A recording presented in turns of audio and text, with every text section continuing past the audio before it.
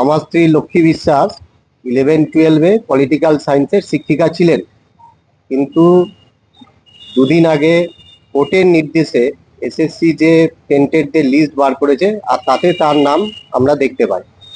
আমি এর তীব্র বিরোধিতা করি, কারণ যা বিষয় আছে তাতে তার নাম এখানে থাকা উচিত নয়। আপনারা জানেন এই যে লিস্ট, এই লিস্ট কিন্তু কোর্ট বার করেনি, কোর্টের নির্দেশে এসএসসি বার করেছে, তৃণমূল পরিচালিত এসএসসি বার করেছে। তো যেহেতু কোর্টের নির্দেশে করেছে, তাই কোর্টের কিছু ভার্ডিক্টস, বিশেষ কিছু ভার্ডিক্টস আমি আপনাদের সামনে দেখাতে চাই। পুরো বিষয়টাই আমার স্ত্রী আপনাদের সামনে বলতো, কিন্তু সে এই বিষয়ে আর কেস করার জন্য কলকাতায় থাকার দরুন আমাকে তার হয়ে এই বিষয়গুলো বলতে হচ্ছে, এবং তার সাথে আলোচনা করে তার মন্তব্য মতন আমি আপনাদের সামনে এই তথ্য তুলে ধরছি। দেখুন, আপনারা জানেন যে হাইকোর্টে অনারেবল জাস্টিস দেবাংশু বসাক এবং অনারেবল জাস্টিস ওই সাব্বার রশিদ যে ফাইনাল জাজমেন্ট দিয়েছিল, সেই জাজমেন্টে 363 নম্বর কলম এবং তার 4 নম্বর পয়েন্টে লেখা ছিল কারা কারা টেন্টেড। এখানে টেন্টেড কাদেরকে লেখা ছিল?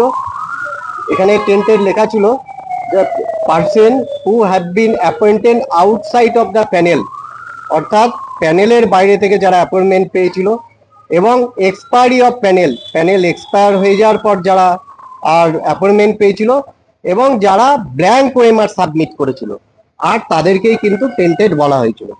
কিন্তু আমার স্ত্রী লক্ষ্মী বিশ্বাস এই তিনটে ক্যাটাগরির মধ্যেই কিন্তু পড়ছে না, তারপরেও তার নাম এই লিস্টের মধ্যে দেওয়া হলো। এটা খুব আশ্চর্যজনক ঘটনা, আর যে কারণেই আমি এর বিরোধিতা করছি। দ্বিতীয় বিষয়, এই যে জাজমেন্ট, এই হাইকোর্টের জাজমেন্টটাই আপনারা দেখুন, সুপ্রিম কোর্টে যে ফাইনাল জাজমেন্ট হয়েছিল 3 তারিখের ভাটিকে, সেই 3 তারিখের ভাটিকে আর হচ্ছে গিয়ে 45 নম্বর কলমে এই জাজমেন্টটাকেই কিন্তু রাখা হয়েছে, যে সুপ্রিম কোর্টে যে হাইকোর্টে যে 3টে ক্যাটাগরিকে টেন্টেড বলা হয়েছে, সুপ্রিম কোর্ট সেটাকে মেনে নিয়েছে এবং তারা এই রায়ই বহাল রেখেছে। তাহলে সে এই 3টে ক্যাটাগরিতে না পড়ার পরও তার নাম টেন্টেড হিসাবে কেন রাখা হলো, এটা আমার প্রশ্ন থাকলো এই এসএসসি তথা তৃণমূল সরকারের কাছে। দ্বিতীয় যেটা বিষয়, সেটা হচ্ছে যে পরীক্ষা 2016 সালে হলো, তৃণমূল সরকার আসার পর দীর্ঘ বছর টালবাহানা, এসএসসি কই পর দেখার পর 2016 সালে এসএসসি আর হলো, আর 2018-তে তার জয়নিং হলো, এবং আমার স্ত্রীও 2016 সালে এসএসসি পরীক্ষা দিয়ে 2018 সালে জয়নিং করলো। কিন্তু আশ্চর্যের বিষয়, জয়নিং করে যাওয়ার পরও সে কিন্তু জানতে পারলো না সে কত মার্কস পেয়ে জয়েন করছে, এবং তারা যখন পরীক্ষা দিয়েছিল, পরীক্ষা দেওয়াতে যে কার্বন কপি, অর্থাৎ কি উত্তর দিচ্ছে, সেই কার্বন কপিটিকেও কিন্তু দেয়া হয়নি। অর্থাৎ পরীক্ষায় চান্স পেল, কিন্তু কত নম্বর পেয়ে সে চান্স পেলো এটা জানার তার পক্ষে কিন্তু সম্ভব ছিল না। শুধু সেই নয়, গোটা পশ্চিমবাংলায় কেউই জানতে পারেনি কে কত মার্কস পেয়েছে। এইখানেই কিন্তু খুব আশ্চর্যের বিষয়।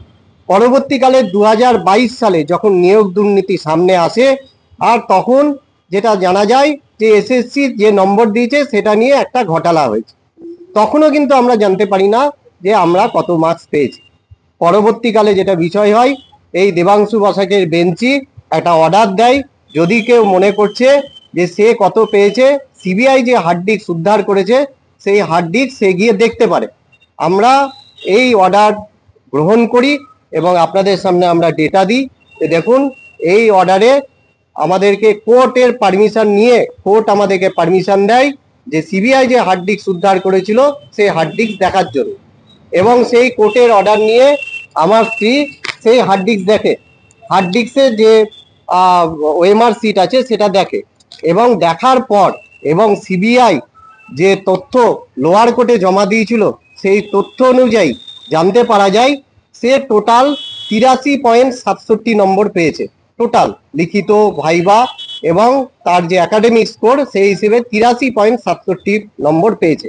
কিন্তু আশ্চর্যের বিষয়, আমরা যদি দেখি যে এসএসসির যে লিস্ট, তাতে আমি দেখাচ্ছি এসসি ক্যাটাগরি, আমার স্ত্রী এসসি থেকে বিলংস করে, এবং এসসি ক্যাটাগরি মহিলাতে লাস্ট যে চাকরি পেয়েছে সে পেয়েছে 77। এই যে নাম আছে, আমি নাম বলাটা ঠিক নয়, আপনারা দেখতে পারেন, এই 77 মার্কস পেয়ে সে কিন্তু আজকে ওই অযোগ্যের লিস্টে কিন্তু তাদের নাম নাই। আমি ভালোভাবে চেক করেছি, তাতে কিন্তু তাদের নাম নাই। তাই আপনাদের মাধ্যমে, আপনারা গণতন্ত্রের একটা স্তম্ভ, আপনাদের মাধ্যমে আমি এসএসসি এবং পশ্চিমবাংলা সরকারের কাছে জানতে চাই যে আমি যদি সিবিআই উদ্ধার করা ডেটাও ধরি, তাতেও সে 87-র ওপর নম্বর পেয়েছে, অথচ তার থেকে 10 নম্বর পাওয়ার পরও এদের নাম ওই লিস্টে নাই, কিন্তু তার নামটা কেন ওই লিস্টে দেয়া হলো? আমার যেটা মনে হচ্ছে সেটা হচ্ছে এটা একটা রাজনৈতিক চক্রান্ত। আমি ভারতীয় জনতা পার্টির সাথে যুক্ত, যে কারণে আমার ওয়াইফকে এইভাবে কলঙ্কিত করার এটা একটা চক্রান্ত। আমি এর তীব্র বিরোধিতা করি।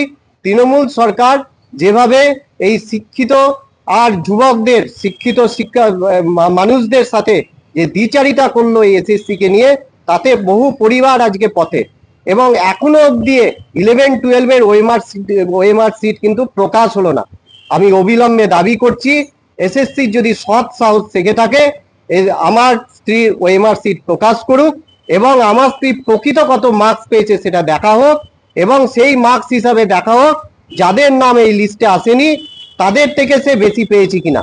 আমি এই দাবি রাখছি, এবং আমার সাথে চরম অন্যায় হয়েছে, এবং আমার পরিবারের ভাবমূর্তিকে তারা নষ্ট করেছে।